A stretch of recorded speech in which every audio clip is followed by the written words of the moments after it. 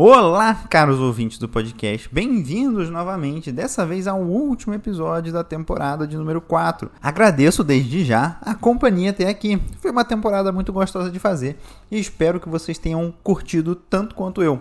Mas ainda temos coisas para conversar sobre o escândalo do charlatanista Wakefield. Então vem comigo e bora pro assunto. Era tudo planejado, sabe? Quando eu encontrei os artigos do jornalista Brian Deer falando sobre as falcatruas de Wakefield, achei interessante notar que sua investigação foca no artigo de 1998. Não discorre, por exemplo, sobre o artigo de 2000, publicado no Jornal Americano de Gastroenterologia, que comentei lá no primeiro episódio desse especial. E Deer menciona uma coisa importante, revela que o Wakefield estava planejando isso tudo pelo menos desde 1996, quando entrou em contato com Richard Barr, o advogado, pela primeira vez. Acontece que tem história antes. Deer relata também que os médicos que trabalhavam com Wakefield diziam que um dos seus objetivos era ganhar um prêmio Nobel.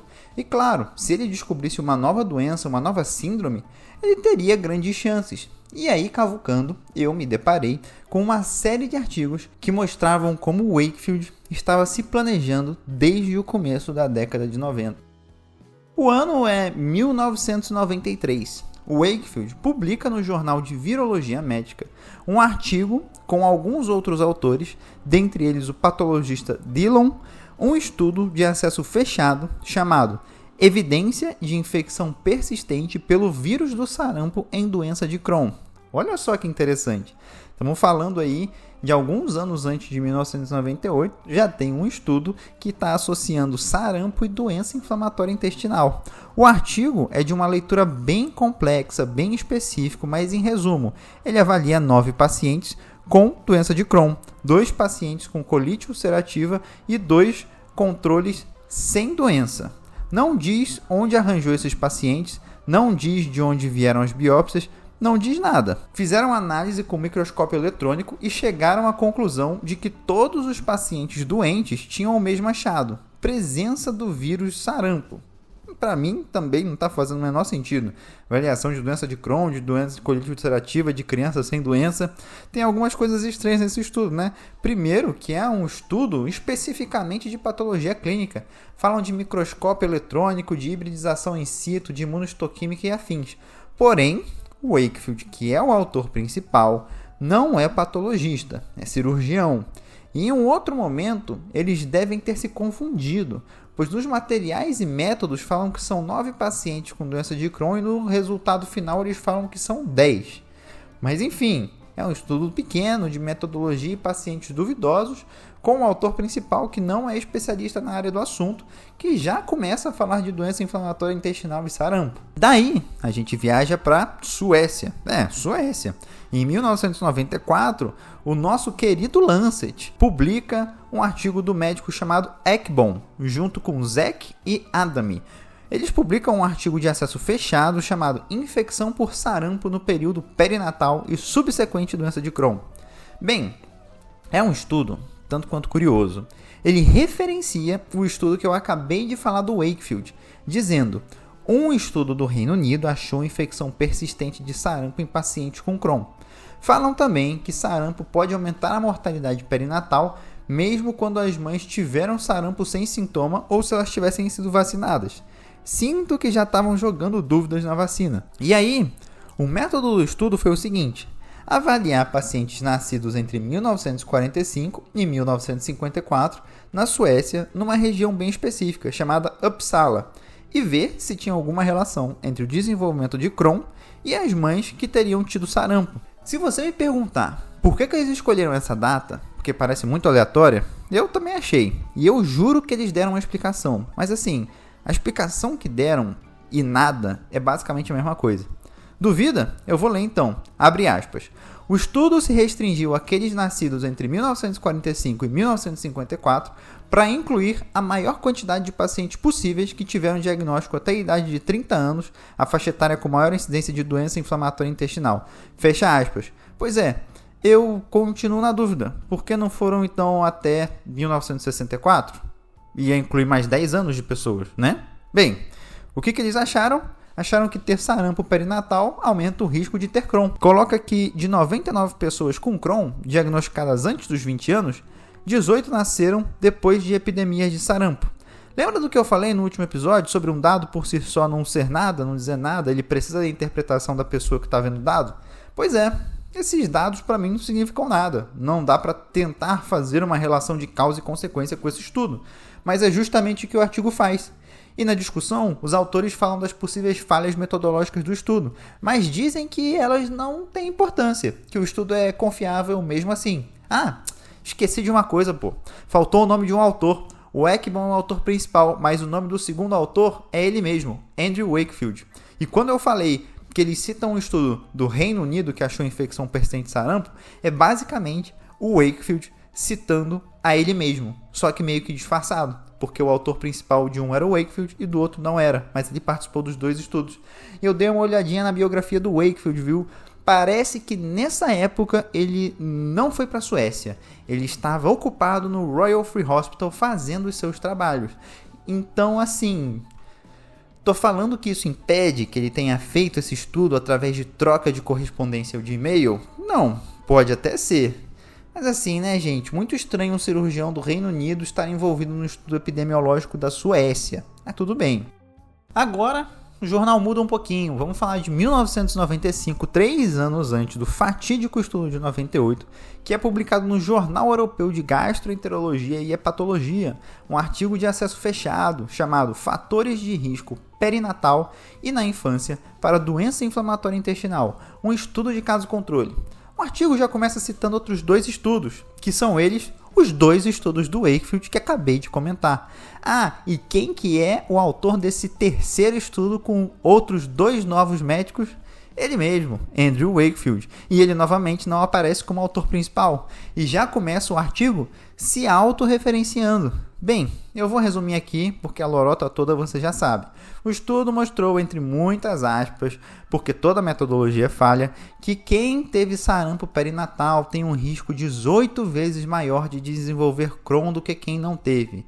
18 vezes. É um número absurdo, mas ao mesmo tempo que ele fala isso, ele finaliza o artigo dizendo que não houve evidência epidemiológica para dar suporte à associação entre sarampo no início da vida e desenvolvimento do Crohn. Mas, e sempre tem um mais, não dava para excluir que a infecção no começo da infância fosse um fator de risco ou não. Ficou confuso? Eu também. É um artigo confuso. Diz muita coisa e não diz nada. Daí o Wakefield foi testar o terreno. Em 1995 foi um ano complexo para o contexto da vacinação na Inglaterra. Nesse ano é publicado mais uma vez no Lancet um estudo de acesso fechado chamado Será a vacina para sarampo um fator de risco para doença inflamatória intestinal? O autor principal se chama N.P. Thompson, mas um dos autores é ele mesmo, o nosso charlatão Wakefield. A minha primeira reação quando eu vi esse artigo foi: como que essa droga não foi retratada que nem um artigo de 1998? O artigo começa com um clássico do Wakefield. Ele se autorreferencia com os 3 estudos que eu já comentei aqui. Só que ele nunca assume que foi ele mesmo. Como os autores principais são sempre diferentes, o discurso é como se fossem investigadores independentes referenciando outros investigadores independentes. A meu ver, ele está construindo uma narrativa, como se vários cientistas estivessem começando a notar, de forma independente, uma associação entre sarampo e doença de Crohn. E aí, meus caros, eu poderia tentar explicar para vocês a metodologia que foi utilizada para realizar esse estudo, mas é uma grande de uma bagunça. Eles usam diferentes bases de dados para os grupos que eles vão analisar. Não definem bem quem foi exposto e quem não foi exposto à vacina. Pega um terceiro grupo que ele assume que foi vacinado do nada, sem lógica nenhuma. Eu vou ler aqui uma parte da metodologia. Abre aspas. Um outro grupo controle eram os pacientes daqueles que foram vacinados contra sarampo. Apesar do histórico vacinal deles não ser conhecido, a maioria provavelmente ou teve sarampo ou foi vacinado mais tardiamente. Fecha aspas. Belo rigor científico em Wakefield. Os estudos do Wakefield são assim, sempre cheios de afirmações que não deveriam ser feitas. Só lembrando que esse estudo de metodologia extremamente duvidosa foi publicado no Lancet. Eu confesso que eu perdi muita a credibilidade que eu dou para os jornais científicos depois de fazer toda essa pesquisa. Depois que eles escolheram as populações que eles iam estudar, eles enviaram questionários para essas pessoas e pediram para que elas falassem se tinham ou não alguma doença. Foram mais de 10 mil questionários e eu sinceramente duvido que 4 autores sozinhos tenham analisado tudo isso de resposta. E o pior, os questionários eram diferentes para cada grupo. Para o grupo controle, eles perguntaram se tinham alguma condição médica que precisava de acompanhamento regular, alguma doença crônica ou enfermidade. Para o grupo de pessoas que receberam a vacina, eles perguntaram se já tiveram ou se têm ou se já foi dito para eles por um médico que eles teriam doença de Crohn, colite ulcerativa ou doença celíaca ou úlcera péptica. Tipo, isso está totalmente enviesado. E isso foi publicado no Lancet. Você aí que está estudando, que está tentando fazer um mestrado, um doutorado, está tentando fazer um TCC e está achando que não está bom, gente, essas drogas que eu estou comentando aqui foram publicadas no Lancet. E só para vocês terem noção, o grupo controle era quase 4 vezes maior que o grupo que recebeu vacina, sendo que não tinha como garantir que as pessoas do grupo controle não tinham recebido vacina. O resultado que esse estudo mal feito achou, eu vou ler, abre aspas. Esse estudo mostrou uma associação entre vacinação de sarampo e doença inflamatória intestinal, fecha aspas. Como um clássico do Wakefield, ele reconhece as falhas metodológicas, mas releva totalmente elas. Para você ter noção, o grupo controle, que a princípio não teria recebido vacina, todo mundo nasceu na mesma semana do ano de 1958. O grupo da vacina nasceu ao longo de um ano inteiro de 1964. E o Wakefield diz, abre aspas, essa diferença poderia ser importante apenas se existisse uma variação sazonal das datas de nascimento daqueles com doença inflamatória intestinal, o que não ocorreu em um estudo com 1.506 pacientes com Crohn e 798 com colite ulcerativa. E aí ele cita um dos estudos dele, ou seja, entendeu?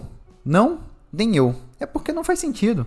E ele não para, ele é uma máquina de malabarismo. Ele fala novamente, abre aspas, talvez tenha tido algum viés na determinação dos casos. O grupo de vacina foi perguntado especificamente sobre doenças inflamatórias intestinais, ao passo que o outro grupo foi perguntado sobre doenças crônicas de modo geral. O fato de nenhuma diferença significativa ter sido observada nas incidências de doença celíaca nos dois grupos sugere que essas diferenças na determinação dos casos não foram materialmente importantes. Fecha aspas. Mais um grande malabarismo para relevar seu próprio viés. E ele finaliza atacando a vacina contra sarampo, dizendo que outros estudos mostraram que a vacina para sarampo está associada com efeitos adversos inesperados. Eu li esses outros estudos e essa não era a conclusão deles. Inclusive, o estudo específico que ele referencia diz que essa não é uma conclusão que possa ser feita. Porém, esse artigo, que repito, foi publicado no Lancet, com toda essa metodologia mal feita, caiu na mídia em 1995 e foi uma bênção para os anti-vacina, que fortaleceu muito o movimento. O Ministério da Saúde do Reino Unido teve que soltar uma nota falando para os médicos não pararem de prescrever a vacina contra sarampo, de tanto que esse estudo estava fazendo barulho na mídia. E como que a comunidade científica reagiu a essa desgraça toda? Em uma carta para os editores do Lancet, de acesso fechado, Peter Patriarca e Jude Beller, do FDA, a Anvisa dos Estados Unidos, comentam com preocupação sobre o estudo do Wakefield. Por exemplo, a população vacinada e a população não vacinada foram selecionadas de formas diferentes. As perguntas feitas para cada uma das populações foram diferentes. Assumiu-se que a população não vacinada realmente não era vacinada, quando nada impedia que tivessem sido vacinados em outro momento, já que o histórico vacinal não foi perguntado. Não havia um critério definido para diagnosticar as doenças inflamatórias autorreferidas através do questionário. Foi na base do confia. E ele termina dizendo, enquanto isso, não podemos perder de vista as frequentes e devastadoras consequências da infecção por sarampo, nem esquecer os milhões de vidas que foram salvas como consequência da vacinação. Logo se somaram outras vozes no Lancet, as de Peter e Judy. Há uma série de cartas aos editores de acesso fechado, óbvio, de outros médicos contestando os achados do Wakefield, assim como uma carta do próprio Wakefield se defendendo. Paddy Farrington e Elizabeth Miller, da Divisão de Imunização de Londres, escrevem que o estudo é falho por conta dos vieses observados e apontam também para o fato de que Wakefield releva os vieses dizendo que eles não são importantes, mas contestam justamente isso. Essa afirmação do Wakefield não tem cabimento. Conclui em sua carta dizendo que os achados do estudo só existem por conta dos vieses. Kenneth Coleman, do Ministério de Saúde do Reino Unido, relata que convocou uma reunião com especialistas depois da publicação do artigo e que concluíram que não existe evidência para mudar as indicações ou recomendações de vacinação. Referem-se ao artigo de Peter e Judge sobre as falhas epidemiológicas do estudo, a falta de plausibilidade biológica e que os estudos recentes de PCR ultrassensível não mostrou evidência da existência do vírus de sarampo em biópsias de intestino de pacientes com Crohn, nem colite ulcerativa, nem em controles. E finaliza dizendo, abre aspas, seria muito ingrato se essa publicação controversa levasse a uma ansiedade coletiva sobre a segurança da vacina contra sarampo. Não há dúvidas de que a imunização previne uma enorme morbidade ao redor do mundo. Sarampo é uma das doenças mais causadoras de morte em crianças pequenas. Fecha aspas. Philip Minor, virologista inglês, comenta sobre os posicionamentos de Peter e Judge também e vai além. O cara é virologista e manja das coisas. Ele se refere ao estudo do Wakefield de 1993, aquele primeiro estudo que eu falei aqui. Diz que esse estudo também é falho, que as conclusões que ele chegou são enganosas, que todas as avaliações histológicas e imunohistoquímicas que fizeram estavam sujeitas a vários erros e que várias alterações que identificaram, na verdade não eram alterações, eram coisas normais, tipo aquilo que viria a acontecer em 1998 quando o Wakefield falsificou os resultados das biópsias. Teve mais 3 outros autores falando contra o estudo do Wakefield, e em seguida vem a sua resposta. Nessa parte eu cansei, porque é mais o mesmo das argumentações do Wakefield. Ele fala um monte de coisa e não quer dizer nada, e ignora todos os pontos levantados por aqueles que estavam lhe criticando. E como todos os autores que o criticaram eram de alguma forma ligados ao Ministério da Saúde, ele diz: o Ministério da Saúde deveria estar dando suporte à pesquisa da colite ulcerativa e do Crohn. E aí, o Wakefield entra em modo full pistola, todo vapor. Nos anos seguintes, em 1996 e 97, são de intensa publicação do Wakefield. Ele publica 4 artigos, sendo 2 no Lancet, todos cheios de falhas metodológicas e com a argumentação de que essas falhas não são importantes. Um dos estudos é de volta para a Suécia e em parceria com Ekbom novamente. Nesse estudo, ele analisa 4 casos de mulheres que tiveram sarampo na gestação. De novo, a data escolhida é bem aleatória, de 1940 a 1949, naquela região de Uppsala, na Suécia. A justificativa dessas datas, algo bem tosco e sem sentido.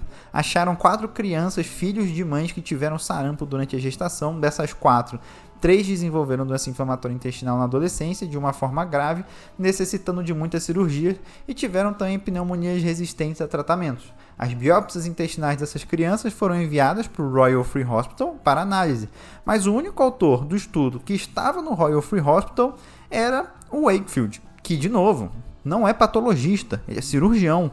E assim, 4 gestantes com sarampo, 3 crianças com Crohn, 1940 a 1949. E esse artigo está publicado no Lancet. Depois de toda essa controvérsia de 1995, eu fico indignado com um negócio desse. A sensação que eu tenho é que alguém dentro do Lancet estava envolvido nos esquemas do Wakefield.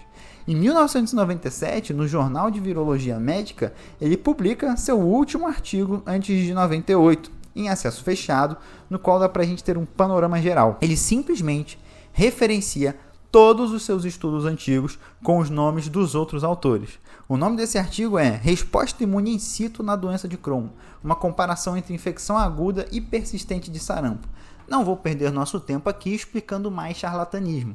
Agora é papo reto. Meus caros, acredito que com tudo isso dá para ter uma ideia de que esse charlatão estava planejando isso há um tempo. Isso porque eu não citei os artigos dele de 1989 até 1993, no qual ele descreve a fisiopatologia de Crohn. Então, deu para ver que ele fez um processo bem desenhado. Inicia explicando a doença de Crohn, passa por estudos de patologia, depois estudos retrospectivos, depois estudos virológicos. Faz de tudo. tudo construindo uma narrativa. Em 1995 ele já causa um estrago, e no meio dessas publicações todas, em 1996 ele entra em contato com Richard Barr, um advogado de pessoas em movimentos anti-vacinas, que lhe paga uma nota para defender a causa anti-vacina. Não à toa, 1996 e 1997 são anos de intensa publicação para o Wakefield. Talvez por estar recebendo mais recursos financeiros, ele teve mais tempo para produzir mais. Mas assim, como o Wakefield diz evasivamente, eu não estou falando que tem uma relação de causa e efeito. Richard Barr colocou o Wakefield em contato com os pais de crianças com doenças intestinais e que tinham fortes sentimentos anti-vacina. Alguns desses pais também acreditavam que a vacina de sarampo, cachumba e rubéola foi responsável pelos problemas cognitivos dos filhos. Era tudo que o Wakefield precisava. Ele já estudava a doença intestinal, agora era só juntar mais um achado e fabricar uma síndrome. E é interessante notar que esses pais culpavam a vacina de sarampo, cachumba e rubéola e não a vacina de sarampo sozinho. Nos artigos do Wakefield, antes de 98, ele ataca principalmente a vacinação de sarampo, sem mencionar a tríplice viral. Em 98 a coisa muda e ele passa a citar especificamente a tríplice. Outra coisa que já mencionei e que me incomodou muito é o fato de vários desses artigos mal desenhados, com diversas falhas metodológicas e conclusões equivocadas, terem sido aceitos para publicação no Lancet. Me cheira muito sujeira. Se eu tivesse tentado publicar coisa parecida na minha graduação, nunca ia ser aceito. Por fim, eu creio que a batalha contra esse charlatanismo não terminou. Me surpreendeu achar diversos artigos científicos ou pseudocientíficos de autoria do Wakefield que ainda estão aí, sem retratação, sem nenhum aviso de que o autor estava envolvido em fraude. Portanto, eu tomei uma decisão. Assim que terminei de escrever o roteiro desse artigo, enviei um e-mail para o Brian Deere, o jornalista que expôs o Wakefield. Expliquei a ele os achados dos estudos de 93 a 97. Pedi ajuda para que consigamos fazer com que todos os artigos do Wakefield se tornem de acesso fechado e sejam retratados. E o Brian Deere me respondeu, só que infelizmente a resposta dele não foi muito animadora. Ele me disse, sim, eu concordo com todos os seus pontos.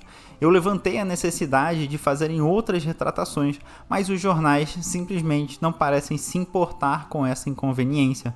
Não tem muito que a gente possa fazer sobre isso. Infelizmente, é isso. Parece que tem muito mais gente envolvida nessas sujeiras. É isso, pessoal. Obrigado por terem acompanhado até aqui. E se você conhecer alguém que possa ter alguma influência, que possa fazer a gente conseguir com que esses artigos sejam todos retratados, vamos nessa. Não vamos deixar uma pseudociência ficar aí, se passando por ciência. Muito menos quando vem de uma fraude já comprovada. Se você curtiu esse episódio, curtiu essa temporada e curte esse podcast, não esqueça de compartilhar esse trabalho e avaliar a gente nas plataformas de podcast. Até a próxima!